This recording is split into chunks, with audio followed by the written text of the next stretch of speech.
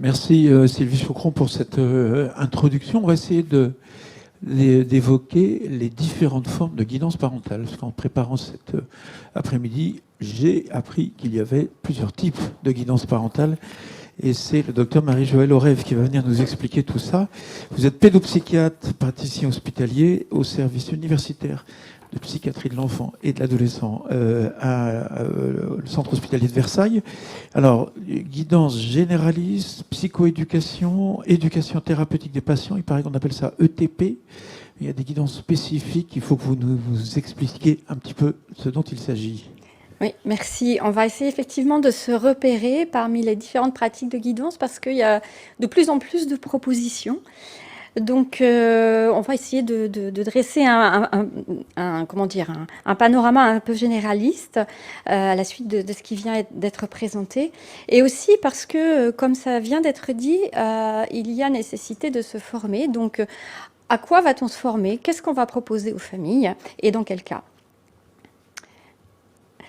Alors, on va tout simplement repartir de la définition, parce qu'il y a une très bonne définition finalement qui a été donnée dans le guide dont on parle depuis le début avec Monsieur Pau. C'est le guide sur la guidance parentale dans les troubles du neurodéveloppement.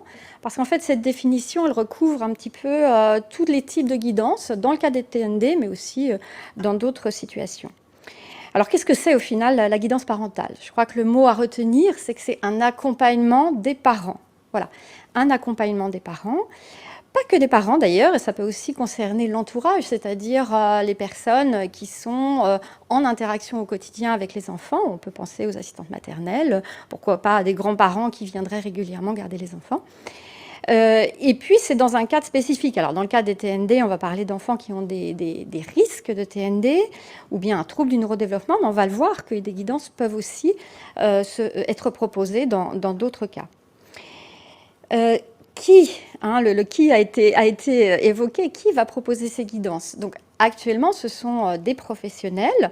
On pourra imaginer, en tout cas, des personnes qui connaissent bien le fonctionnement des enfants ou le fonctionnement des troubles de certains enfants, mais surtout qui sont formés à des techniques, parce que derrière la guidance, il y a une technique de guidance, et c'est un petit peu ça que je vais essayer de vous décliner dans la suite du propos. Les programmes structurés, ça a été évoqué aussi par Monsieur Pau. Structurés parce que, en fait, c'est basé sur des connaissances. Il y a un début, un milieu, une fin à ces guidances, des objectifs. Souvent, les mêmes thèmes peuvent revenir, comme la gestion des émotions, etc. Mais au final, de quoi s'agit-il, cette guidance? C'est un accompagnement dans un cadre de transmission. On va transmettre des savoirs, on va transmettre des savoir-faire. Voilà. D'où la nécessité de se former, bien sûr. Et puis, différentes modalités, je vais y revenir, de propositions de guidance. Donc, on a des principes communs. L'OMS a donné des principes communs, alors dans un cadre très spécifique. Là, on n'est pas dans le cas des TND, c'était dans le cadre de la prévention de la maltraitance. Mais ces principes communs des guidances, on peut les retrouver en fait dans toutes les guidances. Quels sont-ils? Eh bien déjà, c'est qu'il y a une théorie, l'OMS dit une théorie solide. En fait, il y a un substratum, un support qui est le résultat, les résultats de la recherche scientifique. On l'a vu, il y a des choses qui sont prouvées, ça marche. Mais qu'est-ce qui marche? En fait, ça, on le sait de mieux en mieux. Qu'est-ce qui marche dans tel type de trouble, dans telle situation? Donc, il y a une théorie solide sous-jacente. Il y a une population cible, là, dans ces programmes de l'OMS, c'est la prévention de la maltraitance, mais ça pourrait être les TND. La population cible, c'est pourquoi on fait la guidance, donc pourquoi les parents vont suivre cette guidance. C'est peut-être parce que l'enfant a des difficultés en lien avec le TND. Il y a l'idée que ça doit être proposé au bon moment. Le bon moment pour qui? Eh bien, le bon moment pour le parent. C'est-à-dire que peut-être qu'à un moment donné, cette guidance, elle va être plébiscitée par le parent qui va en sentir le besoin, qui va se dire là, c'est le bon moment pour moi. Acceptable pour le parent. Donc tout de suite, on comprend qu'il va y avoir des attentes parentales. Pour que ce soit acceptable, il faut que ça réponde aux attentes parentales. L'idée qu'il faut un nombre suffisant de séances, c'est-à-dire que effectivement, c'est pas en une fois que cette transmission d'informations va pouvoir être réalisée. hein, il y aura un certain nombre de répétitions à faire pour qu'il y ait cet apprentissage et pour que finalement le parent acquiert une certaine autonomie. Le personnel bien formé, bien encadré, vous voyez, on revient sur cette notion de formation. Beaucoup de mise en pratique. Et oui, il s'agit de quelque chose de très pratique. En fait, il y a les aspects théoriques qui vont pouvoir être transmis, mais il y a aussi cette notion que le parent va pouvoir acquérir des savoir-faire et donc la nécessité de mise en pratique. Ensuite, il faut que ce soit des principes plutôt que des recettes dans des situations spécifiques, des principes pour que le parent devienne autonome. Chaque situation est différente, les moments de tous les jours sont différents, donc si le parent sait comment mettre en place, sait comment organiser les choses, plutôt que de savoir à tel moment, dans tel point précis, il faut faire telle et telle chose, et bien finalement, il pourra s'adapter au quotidien et les bénéfices seront majeurs. Enfin, bien sûr, tout ça est un soubassement de stratégies positives. On est dans des stratégies d'accompagnement positives vis-à-vis de l'enfant. Ça a été un petit peu dit déjà. En gros, il va y avoir des guidances qu'on va appeler généralistes. C'est-à-dire que ça peut s'adresser à beaucoup de monde, beaucoup de situations. Donc là, on va s'approcher un petit peu de ce noyau qui vient d'être décrit, où on va renforcer en fait des compétences parentales de base. Il n'est pas question de changer le parent, mais simplement de renforcer les compétences qui sont déjà présentes en lui, en toute personne.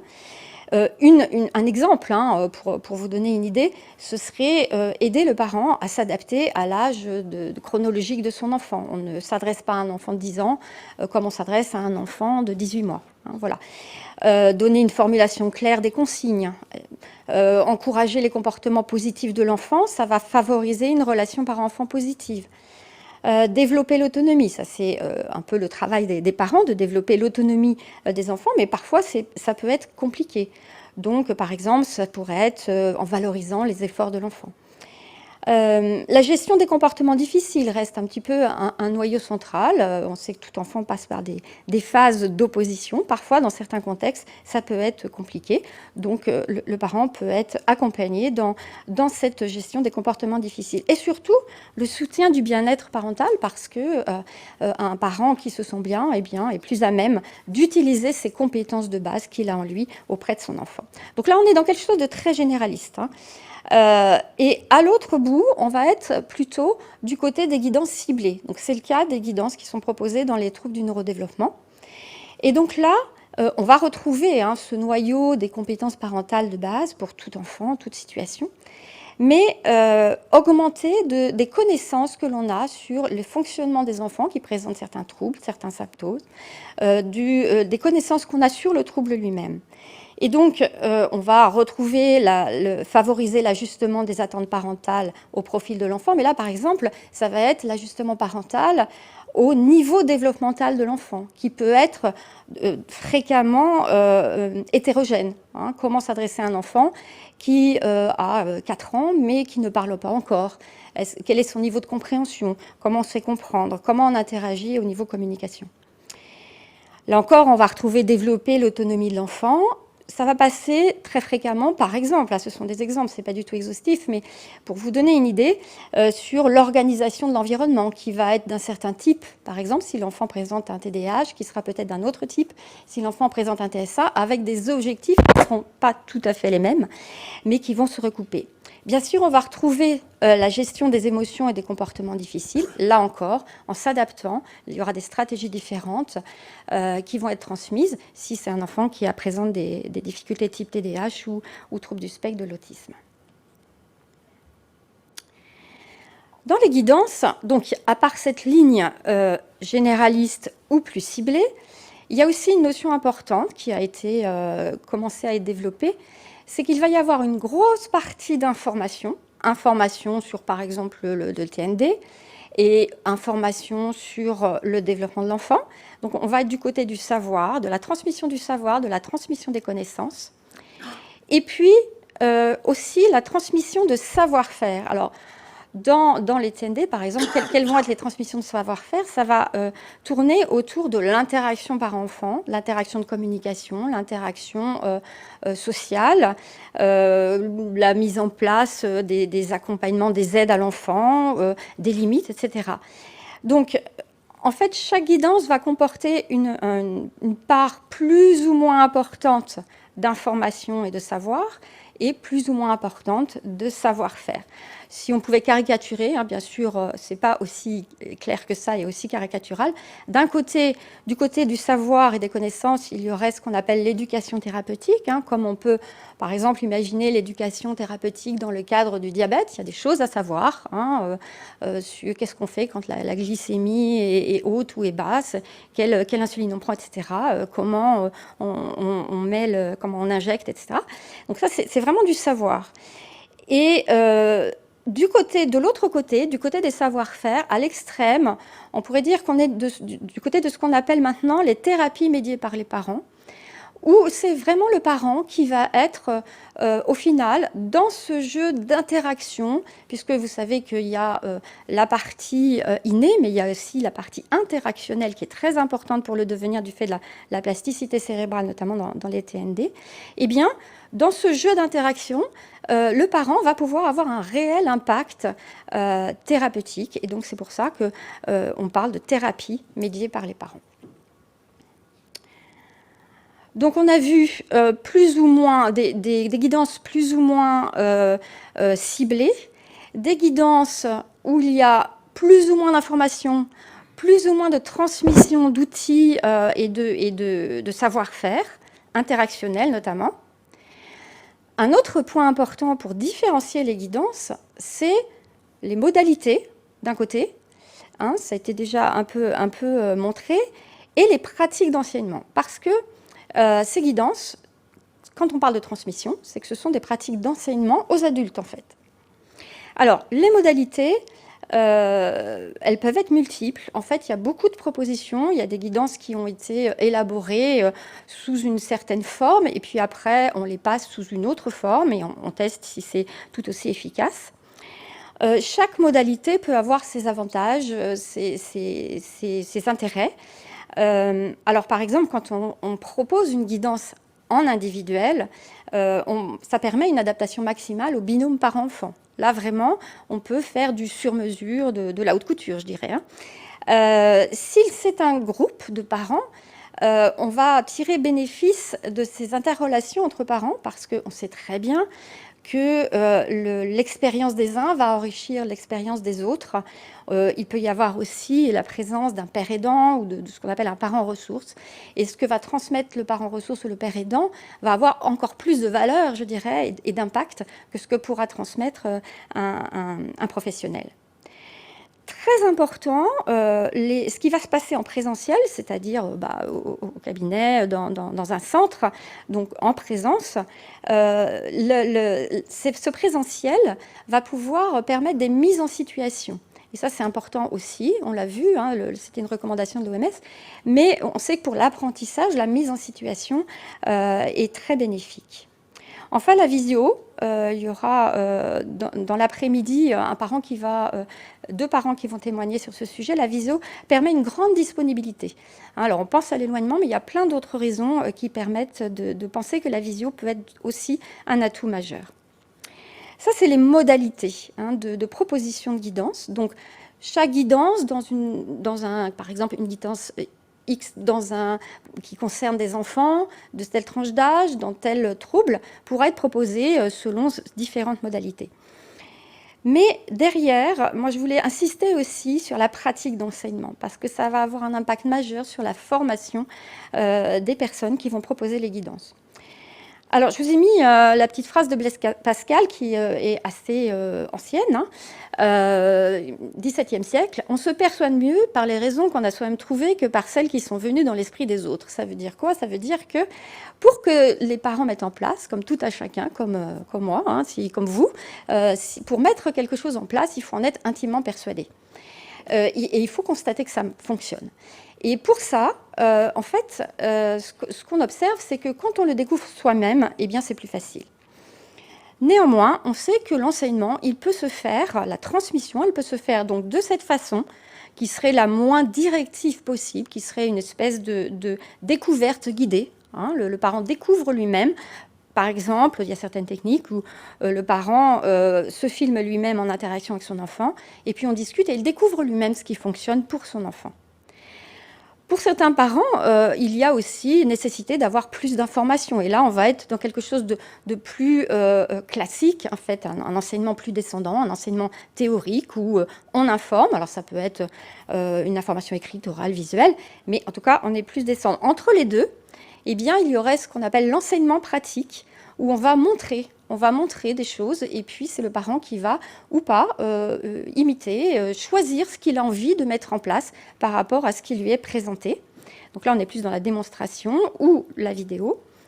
Et puis, il y a la pratique guidée qui peut être intéressante, c'est-à-dire là, on est vraiment du côté de la mise en situation avec peut-être un petit peu plus de suggestions ou des suggestions sur quelque chose qui aura été filmé, là encore en interaction, mais le thérapeute est dans cette mécanique de pratique guidée. Donc vous voyez, dans la guidance, il y a le quoi, qu'est-ce qu'on va transmettre, la modalité, le comment, mais aussi la pratique d'enseignement, comment cette transmission va s'opérer en fonction du profil du parent, c'est-à-dire quels sont ses besoins pour son enfant, quels sont ses besoins pour lui-même et quels sont ses besoins dans la pratique d'enseignement. Voilà, donc en conclusion, c'est vraiment ça, c'est-à-dire que les propositions sont très variées. Vous avez dans le guide du TND un peu un listing non exhaustif, mais des noms des différentes guidances dans les différents troubles. Mais chaque guidance va avoir son profil organisationnel, ses pratiques d'enseignement, donc c'est important aussi de voir ça, de façon à répondre aux attentes parentales au bon moment, à répondre aux besoins de l'enfant. Et donc derrière tout ça, il y a quelque chose qui est indispensable, qui va être la formation des professionnels sur l'ensemble de ces éléments. Voilà, je vous remercie pour votre attention. Merci de cette présentation. Merci beaucoup. On va prendre les questions. Alors, installez-vous là-bas, puis on va ouvrir la boîte des questions qui nous sont arrivées, qui sont très nombreuses.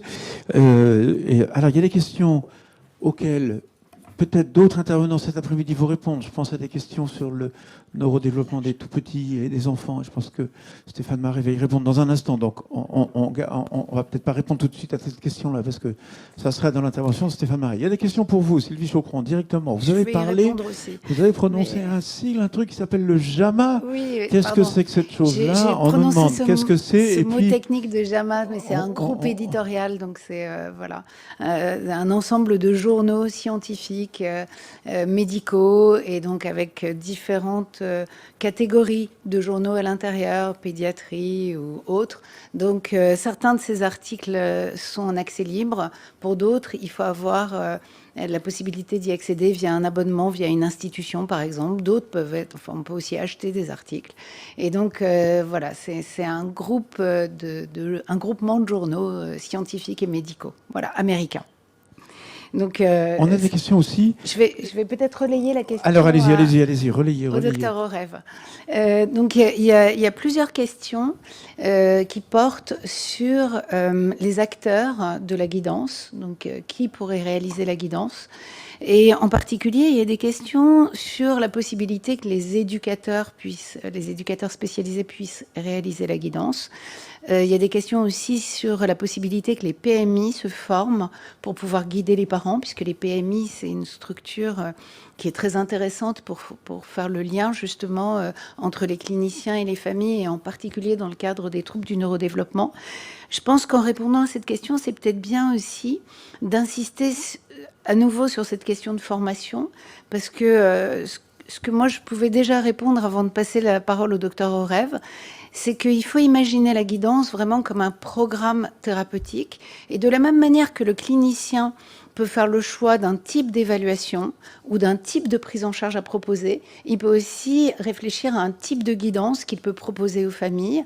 Et donc, le choix nécessite du coup d'être formé aux différents types qui existent et de pouvoir proposer un éventail de guidance qui pourrait être adapté, dans lequel les familles vont sans doute pouvoir choisir ce qui leur correspond le mieux.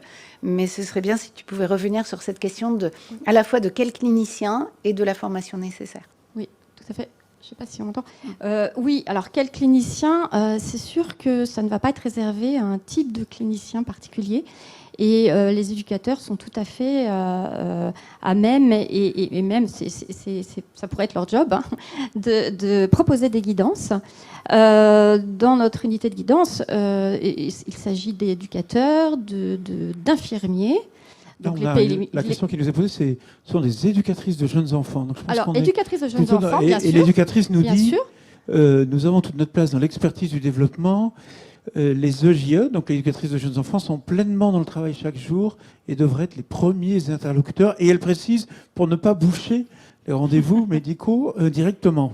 Alors clairement, ce n'est pas réservé aux médecins, la guidance. Mais ça peut être des éducateurs de jeunes enfants, des éducateurs, des psychologues, des infirmiers, voilà, des orthophonistes, des ergothérapeutes, des psychomotriciens. Donc en fait, tous les professionnels qui gravitent autour de l'enfant peuvent tout à fait proposer des guidances. Et il y a des choix de guidance très différents, hein, puisqu'il y a des cibles différentes. Donc on peut imaginer qu'en fonction de sa fonction première, on va privilégier tel ou tel type de guidance. Et effectivement, pour offrir un choix le plus large possible en fonction des attentes parentales et des besoins des enfants, cette question de la formation, hein, elle est fondamentale. C'est-à-dire que le risque majeur, ce serait qu'on propose qu'une seule guidance parce qu'on ne sait faire que celle-là. Non. Alors, bien sûr, il va falloir être spécialiste, se former, hein, mais connaître aussi les autres guidances et pouvoir relayer auprès d'autres professionnels si, pour ce binôme-là parent-enfant, il y a nécessité d'une autre guidance. Mais bien sûr, tout type de professionnel peut proposer une guidance. Mais ce qu'il faut bien avoir en tête, c'est que c'est, comme tu l'as dit, c'est structuré, c'est un temps spécifique dédié aux parents. C'est pas du en plus du à côté. C'est un temps dédié spécifiquement aux parents. Je crois que c'est ça la grande nouveauté. Hein. Y a même des guidances dans lesquelles il n'y a pas d'interaction avec l'enfant entre le professionnel et l'enfant, mais simplement avec le parent.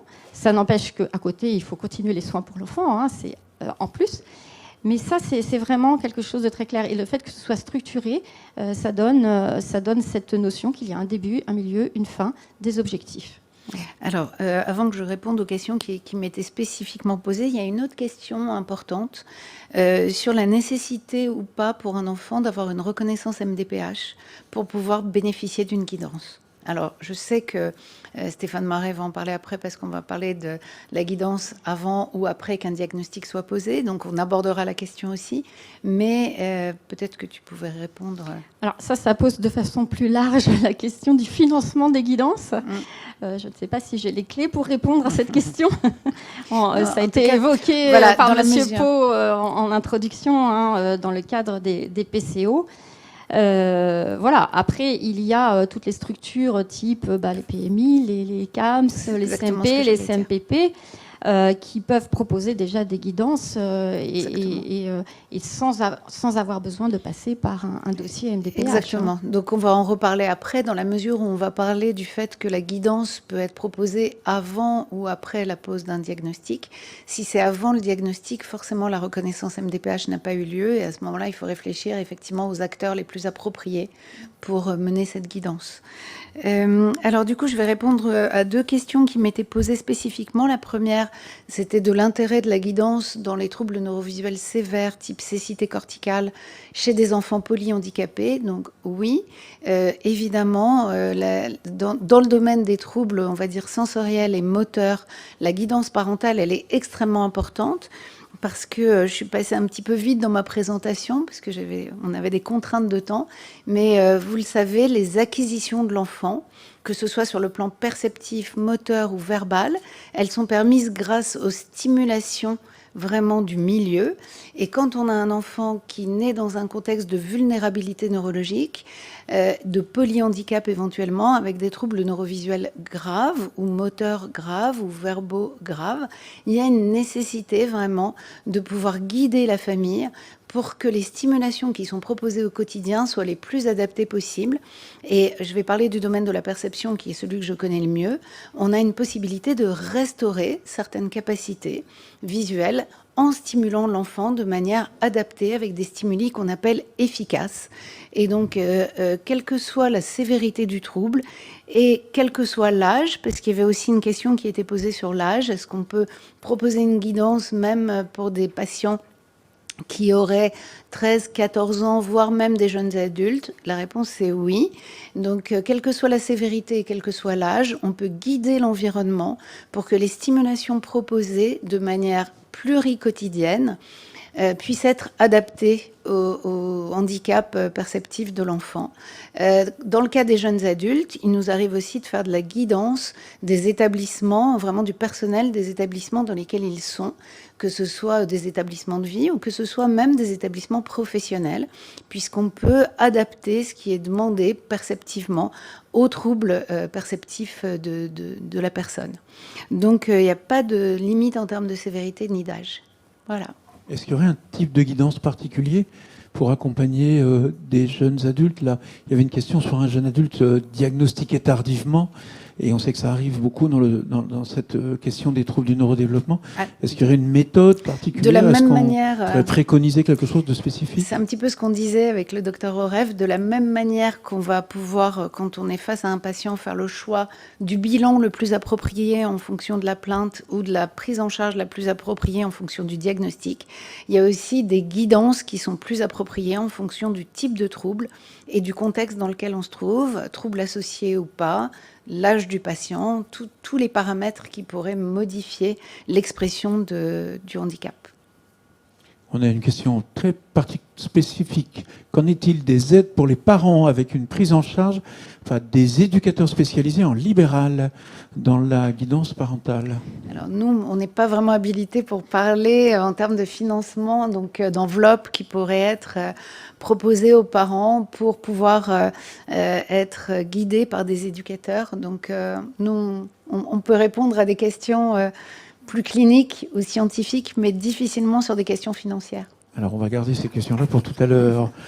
On les reposera en fin d'après-midi. On a une question sur la PMI. Les professionnels donc de la protection maternelle et infantile s'interrogent, est-ce que eux peuvent être formés? Est-ce que ça peut être des personnes ressources? Et comment est-ce qu'on adresse les professionnels de ces organisations finalement de proximité un peu partout en France? Alors, complètement, hein, la PMI a un grand rôle à jouer au niveau des guidances, puisqu'ils sont là en première ligne. Donc, peut-être avec des propositions un peu plus généralistes, puisque ce sont sans doute des enfants qui auront peut-être des troubles débutants ou des petits signes, mais sans pour autant un diagnostic formalisé encore. Mais c'est très très important effectivement que les PMI aient en leur sein des personnes spécialisées qui puissent proposer ces temps de guidance. Eh bien, ils vont se former comme les autres, on va dire. Alors après, il y a des organismes de formation officiels, il y a différentes modalités de formation selon les types de guidance. Ce qui est important, c'est de faire déjà le point sur qu'est-ce qu'on a envie de proposer en fonction de la population qu'on reçoit, qu'est-ce qui est le plus utile, quelles sont les attentes des parents que l'on reçoit. Et puis après, de pouvoir organiser ces formations, parce que c'est toute une organisation.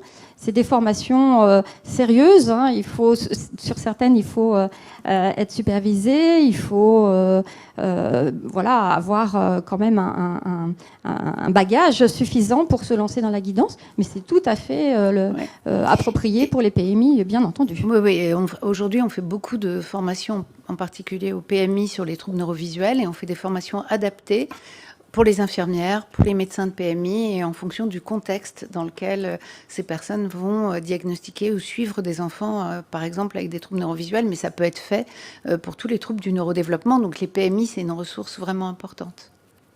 Merci beaucoup. Alors on a une question À partir de quel âge le diagnostic sera-t-il fait sur le nourrisson? Je crois que c'est une très belle introduction pour la présentation de Stéphane Marais qui va justement nous parler du neurodéveloppement. Restez avec nous, docteur Orev, parce qu'éventuellement, on a encore des questions pour vous tout à l'heure. Sylvie Chaucron, on surveille les questions. Et c'est l'heure du quiz numéro 2. On a une deuxième question à vous poser. Et la deuxième question est de savoir, elle va s'afficher sur vos écrans, à qui s'adresse la guidance parentale. Et comme tout à l'heure, vous pouvez voter. Première réponse possible aux parents d'enfants présentant un TSA. Je pense que ça veut dire trouble du spectre autistique. Aux parents d'enfants présentant des troubles des apprentissages. Aux parents d'enfants présentant un trouble de l'attention. Aux parents d'enfants âgés d'au moins 6 ans. Aux parents d'enfants ayant déjà reçu un diagnostic de TND. Et à tous les parents d'enfants avec un décalage dans leur trajectoire développementale. On rappelle que vous avez qu'un choix unique sur cette question-là. Non, vous pouvez répondre à plusieurs questions. Ouais. D'accord, on répond à plusieurs questions. Tout le monde peut répondre. On peut répondre, on peut questions. choisir plusieurs des réponses qui vous sont proposées. Et vous êtes actuellement 1294 à pouvoir voter. Allez-y, allez-y, votez. On voit ici à la maison de l'autisme les résultats qui s'affichent. Et il y a une tendance, comme on dit, les soirs d'élection qui se dessine manifestement. Vous avez voté manifestement pour une de ces 6 réponses. Continuez de voter. Il y a encore des gens qui ne participent pas. Allez-y, allez-y, appuyez sur la réponse de votre choix. Prenez le risque de vous tromper. Alors, Sylvie Chaucron, qu'est-ce qu'on peut dire? Alors, écoutez, c'est très bien parce que effectivement, la meilleure réponse, 91% des répondants. Voilà, c'est à tous les parents d'enfants avec un décalage dans leur trajectoire développementale. Mais vous l'aurez remarqué, si ça s'adresse à tous les parents d'enfants qui ont un décalage dans leur trajectoire neurodéveloppementale, ça s'adresse forcément aux enfants des autres catégories. Et ceux dont on va discuter justement, et ce que va présenter le professeur Marais, c'est justement l'intérêt de la guidance, que ce soit avant ou après la pose d'un diagnostic et quel que soit l'âge. Donc, ce qui serait bien, c'est de pouvoir repasser les questions après les présentations, mais on n'aura pas le temps de le faire. Mais je pense que vous allez bien comprendre l'objet de cette question après sa présentation. Alors, on garde de toute façon toutes les questions.